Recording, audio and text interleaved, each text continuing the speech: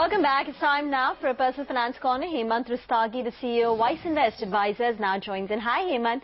Good afternoon. The first query is from Navneet Solanki.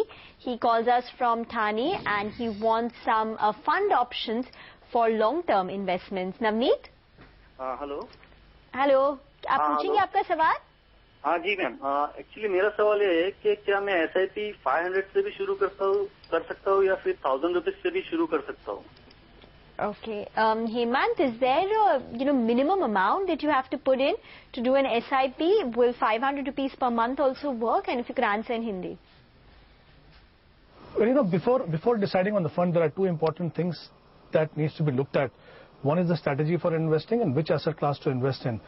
Since the intent here is to invest money on a monthly basis, I think the right thing would be to enroll for a SIP in a mutual fund, as this SIP allows investor to invest a fixed amount at a pre-decided date, which is the perfect way of investing.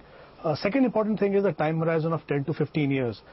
For a time horizon like this, I think it's important for him to invest in an asset class where he can get positive real rate of return, wherein he can beat inflation.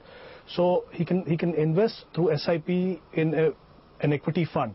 And since he appears to be the first-time investor, he should ensure that he invests in a well-diversified fund and preferably in a fund that invests only in the large cap. So my recommendation would be that he should invest through SIP in a fund like ICICI Focus Blue Chip Fund.